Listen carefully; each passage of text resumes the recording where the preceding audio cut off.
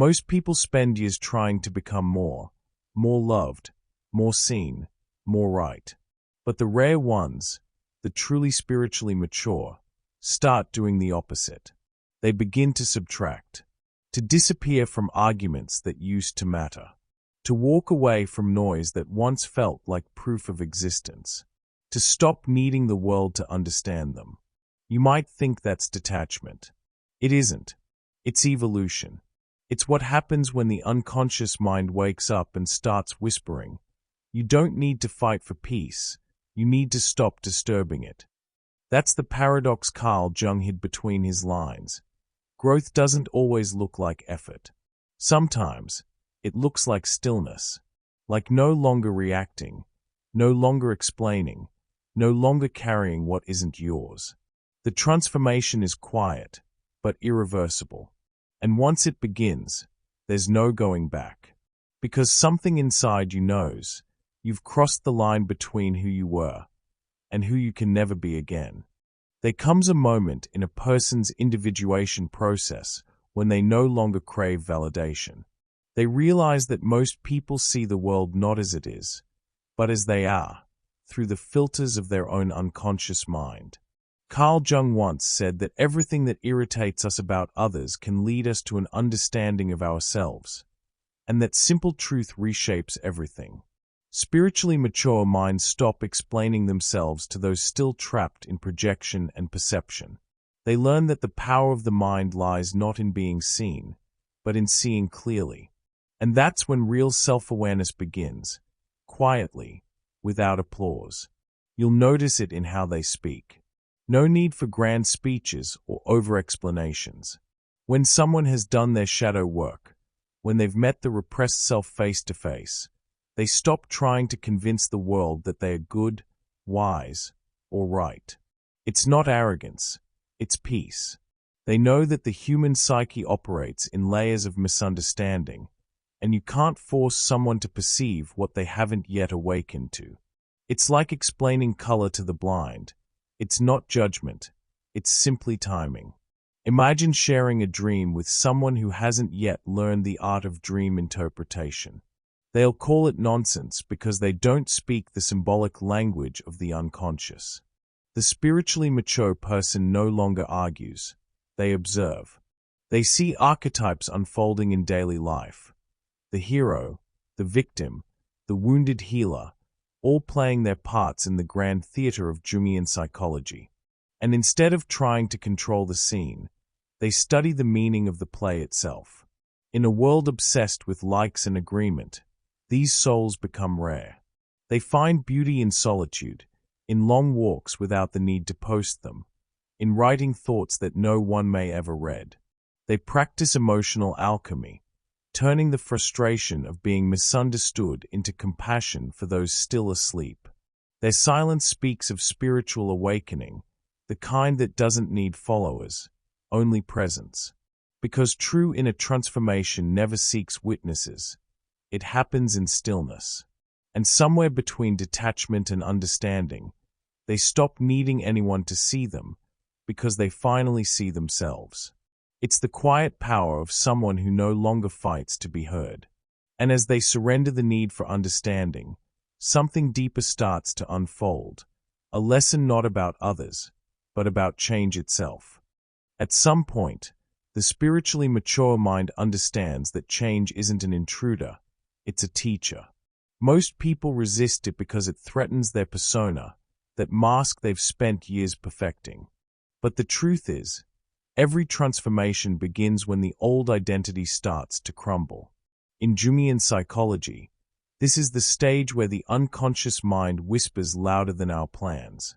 It's when the self, that deeper core of our being, begins to pull us toward the life we were meant to live, not the one we rehearsed. To fight that is to fight your own becoming. Carl Jung often compared life to the hero's journey. Every challenge, loss, or sudden shift is a call to adventure from the collective unconscious. Those who mature spiritually no longer curse what's changing. They listen. They know that when the familiar falls apart, it's because the psyche is rearranging itself for the next level of individuation. Like inner alchemy, every collapse hides gold, but only the brave go digging through the ashes to find it. The rest stay praying for the fire to stop, not realizing the fire itself is what forges the soul. And then there's autumn, the quiet prophet of spiritual awakening. Have you ever noticed how the trees let go of their leaves, one by one, without calling it a loss? The falling leaves aren't decay, they are transition. Nature teaches us what the unconscious already knows, that what falls away is never wasted. It becomes the soil for something new.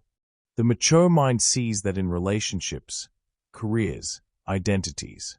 It stops calling endings failures and begins calling them passages. It learns that healing through awareness often feels like autumn, messy, beautiful, necessary.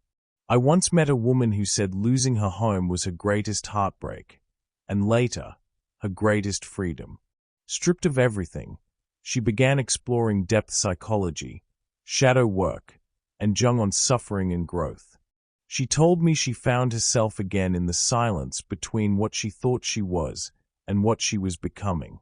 That's what the alchemy of trauma does. It doesn't destroy you, it distills you. Pain burns the illusions. Awareness rebuilds the soul. Resistance is the ego's way of saying, I'm scared. Acceptance, on the other hand, is the soul's whisper, trust the seasons. The mature mind stops clinging to the summer of who it used to be. It welcomes autumn, the shedding, the stillness, because it knows spring will come. And when you finally understand that rhythm, reaction fades, giving birth to something greater, the art of observation itself. Most people spend their days reacting, defending, attacking, justifying, never realizing that reaction is the native language of the shadow. In Jungian psychology, that moment between impulse and response is sacred. It's where self-awareness begins. It's the pause where the unconscious mind reveals its patterns. When you choose to observe instead of react, you stop being the character and start becoming the director. That's when inner transformation truly takes root. Think of The Matrix, the movie starring Keanu Reeves.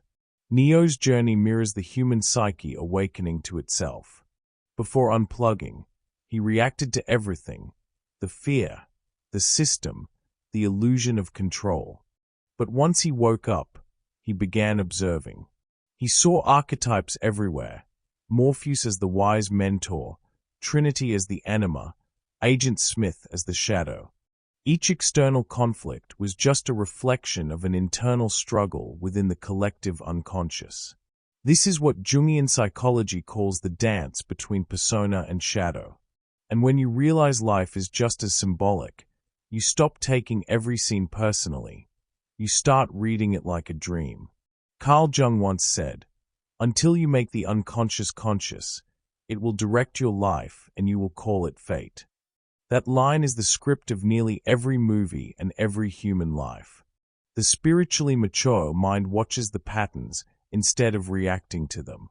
They recognize the hero's journey in their own heartbreaks, the wounded healer in their pain, the trickster in the people who test them. Reaction keeps you stuck in the role. Observation lets you rewrite the story. It's not indifference, it's awareness. It's knowing that the same scene will repeat until you learn what it's trying to teach. There's a practical way to live this. When something or someone triggers you, imagine you're watching yourself from above, like a camera zooming out in a film. Notice your tone, your posture, your thoughts. Then breathe. Write down what you saw, not what you felt. This is emotional alchemy in motion. Over time, this habit becomes second nature. You learn to spot psychological archetypes unfolding in daily life. The coworker acting as the critic, the friend as the caregiver, the stranger as the mirror. Suddenly, everything becomes a classroom designed by the unconscious. The more they observe, the less they carry. Because when you see clearly, you realize half of what you used to feel was never yours. It was projection. That's the power of the mind at work, turning confusion into comprehension, pain into pattern, reaction into revelation. And once you begin to notice what's truly yours and what belongs to others, a quiet lightness enters your chest. You start putting down invisible weights, preparing for the next stage of wisdom, the art of releasing what was never meant to be carried. Spiritually mature minds reach a point where they look at the emotional weight they've been dragging and realize half of it never belonged to them. We grow up absorbing pain like sponges, mistaking empathy for obligation. In Jungian psychology, this is the trap of the wounded healer, feeling responsible for everyone's wounds except our own. But the deeper one dives into the unconscious mind, the clearer it becomes. Carrying another person's shadow does not heal them. It only buries you. True compassion doesn't mean carrying someone. It means holding light while they learn to walk. We live in a world that glorifies self-sacrifice but misunderstands service. People think love means rescuing, listening until you drown, or fixing what others refuse to face. But that isn't healing through awareness. That's a slow surrender of the soul. Carl Jung spoke often of projection, how we take the unseen parts of ourselves and place them on others. Sometimes, the burdens we carry are projections we've accepted as real. We take responsibility for someone's anger, guilt, or sadness, believing it's empathy when it's actually enmeshment. To love someone doesn't mean carrying their chaos. It means refusing to add yours to theirs. I once worked with a woman who carried everyone's pain like it was her profession. She thought helping meant absorbing her partner's temper, her family's guilt, her friend's anxiety. Her body eventually began to ache. Her sleep vanished. Through shadow work and depth psychology, she discovered she was playing the archetype of the caregiver, unconsciously trying to earn love through suffering. Once she saw that, she began setting boundaries. Her healing didn't come from saying no to others. It came from saying yes to herself. That's inner alchemy in action, transmuting self-neglect into self-respect. Boundaries are not walls. They are doors that open inward. Spiritually mature minds understand that without boundaries, empathy becomes self-destruction. When they feel drained after every conversation, they no longer call it kindness. They call it imbalance. They learn the language of energy and responsibility. What's mine to carry, and what's theirs to hold? This question alone can save years of emotional exhaustion. It's not rejection, it's divine precision. It's how the unconscious mind teaches you that love without discernment is not love. It's martyrdom dressed as virtue. The truth is, carrying someone else's suffering doesn't make you a saint. It makes you unavailable for your own transformation. It's like trying to cross a river while holding another person's stones. The spiritually mature person has learned to place those stones down, bless them, and keep walking. This is the alchemy of trauma, understanding that sometimes the most loving thing you can do for others is to let them feel the weight of their own lessons. That's how the collective unconscious balances itself, each soul owning what's theirs, no more, no less. There's a simple but powerful practice I often recommend. At the end of each day, sit in silence and ask yourself, what emotions am I holding right now, and whose are they? If you can trace the feeling to a conversation, a memory, or another person's story, visualize handing it back, not in anger, but in peace. This is emotional alchemy in its purest form. It doesn't make you colder, it makes you clearer. It returns your energy to its rightful owner, you. And when that happens, your mind feels lighter, your body less tense, your spirit freer. They stop confusing responsibility with rescue, empathy with exhaustion, and compassion with control. They see that carrying the pain of others often hides a deeper need, to feel useful, loved, or necessary. Recognizing this is self-awareness at its finest. The spiritually mature mind learns to love without absorbing, to help without depleting. They know that sometimes the kindest word is silence, and the most loving act is distance. And once they release what was never theirs, something miraculous happens. Space opens. They finally hear the quiet whisper of the inner voice of the self, calling them home. And there, in the soft echo of solitude, they meet the one part of themselves they've always avoided, the shadow. Not as an enemy, but as a long-lost companion carrying the final piece of truth they've been searching for all along. At some point, the spiritually mature mind grows tired of war, especially the one fought within. For years, we wrestle with the parts of ourselves we don't want to see: envy, fear, insecurity, pride.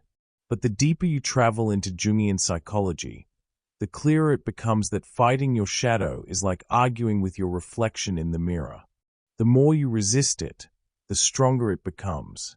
Carl Jung called this the confrontation with the unconscious, and it's not poetic, it's necessary. The mature soul no longer seeks purity, it seeks wholeness. They begin to understand that the shadow isn't evil, it's energy trapped in disguise. It's creativity mislabeled as rebellion, passion mistaken for danger, vulnerability hidden under sarcasm.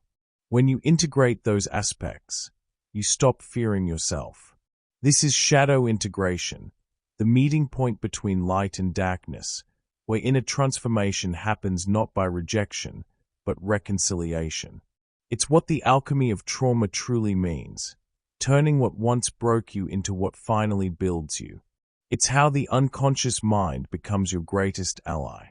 You can see this truth play out in real lives. Take Robert Downey Jr., for instance. Before becoming Iron Man, he was a man lost in his own shadow. Addictions, arrests, chaos. He lived the raw theater of the repressed self. But something changed when he stopped fighting it. In interviews, he said that prison was both his lowest point and his mirror. He met his darkness there, and didn't run. Instead, he started listening. Through therapy, depth psychology, and years of inner alchemy, he learned that the same energy that destroyed him could also save him. That's the power of the mind, when it turns awareness into redemption. The world saw his return as a comeback story, but spiritually, it was an initiation. Robert didn't defeat his shadow, he integrated it. The arrogance became confidence. The chaos became creativity. The pain became purpose. Jung and modern psychology call this the individuation process, when the self reclaims its scattered parts and becomes whole again. That's why audiences connected so deeply with his portrayal of Tony Stark. It wasn't acting. It was the unconscious mind expressing its rebirth through art. The hero and the man became one. And that's the paradox of the shadow. The part you've spent your whole life running from might be your greatest source of light. Spiritually mature minds stop trying to silence their darkness and instead start conversing with it. They realize every addiction, jealousy, or anger carries a message. There's something inside you still waiting to be loved. That's emotional alchemy, healing not by denial, but by dialogue. Because when you sit across from your shadow and say, "I see you," it stops screaming, it starts guiding. The fight with the shadow often disguises itself as perfectionism or endless self-improvement. We tell ourselves we are working on it, but secretly, we are just polishing the mask.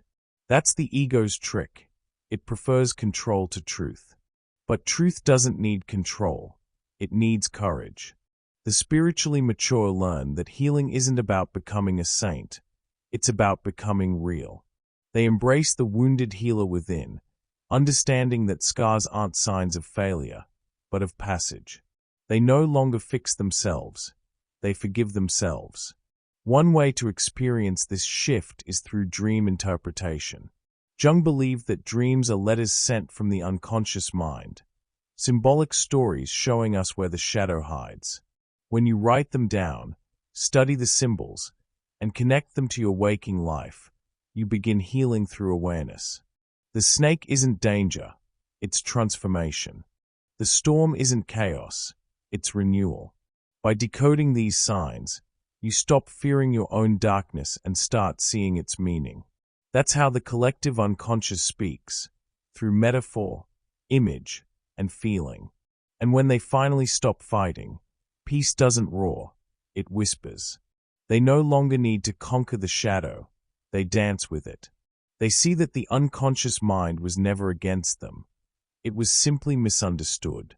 They start noticing synchronicities guiding them, moments of alignment too perfect to be random. The battle turns into dialogue, and fear becomes teacher. Because once you stop fearing your own darkness, you stop fearing the world. And that, right there, is where true spiritual awakening begins. Maybe the real journey was never about learning more, but about remembering what to stop doing. To stop explaining your peace. To stop resisting change. To stop reacting, rescuing, and running from your own reflection. Because every time you let go of something false, something true quietly returns. That's the unconscious mind guiding you home. Through silence, through symbols, through synchronicities only you can recognize. Modern science has started confirming what Carl Jung tried to show us a century ago. Peace is not found through addition, but through subtraction. In 2023, a study published in the Journal of Positive Psychology by researchers from Harvard University, The Paradox of Stopping, How Cognitive Quietness Enhances Subjective Well-Being, Dr. Elizabeth Dunn, Dr. Daniel Gilbert, and colleagues, found that individuals who consciously practice what they called strategic stopping reported 32% higher long-term happiness, greater emotional regulation, and significantly reduced anxiety levels. In practical terms, the happiest people weren't the ones chasing goals, constant productivity, or validation. They were the ones who learned to pause. To stop mental rumination. To stop rehearsing conversations in their heads. To stop defending their identity. They chose inner stillness over endless movement. In-depth psychology, this aligns perfectly with the individuation process, the point where consciousness learns to stop resisting the unconscious and instead listens. That's the real power of the mind, knowing when to move and when to be still. It's the same principle that Jungian psychology calls inner alchemy, transformation through surrender. The more spiritually mature the mind becomes, the more it trusts silence as its teacher. It learns that growth isn't about constantly fixing, improving, or proving. It's about allowing. Because the moment you stop forcing reality to bend to your will, life starts revealing what was meant for you all along. You stop creating resistance and begin flowing with the unseen intelligence of the collective unconscious. Maybe that's the quiet secret behind spiritual awakening. It doesn't begin with fireworks. It begins with fatigue, the exhaustion of constantly reacting, explaining, and controlling. One day, you just stop. You exhale. You surrender the illusion of control. And in that stillness, something ancient begins to breathe again inside you, the part that remembers who you are beneath all the noise. That's when healing through awareness begins, not as a goal, but as a return. So before you close this video, ask yourself, what have you been carrying that isn't yours? What are you still forcing to stay alive, even though your soul has already outgrown it? And how much lighter would life feel if you simply stopped? Not as an act of giving up, but as an act of coming home to yourself. If this message found you, it wasn't by accident. Maybe this is your synchronicity, your sign from the unconscious mind that it's time to let go. Stop reacting. Stop explaining. Stop rushing toward your own burnout. Just stop. Because stillness is not the absence of progress. It's the beginning of conscious evolution. And if you're ready to keep walking this path, to explore Jungian psychology, shadow work, inner transformation, and the meaning of consciousness, then don't just join, subscribe, turn on the notifications, and stay close to this circle of minds awakening together. Because here, in Hidden Mind, we don't chase happiness. We unlearn everything that keeps us from feeling it. And somewhere between the silence and the light, we find ourselves again,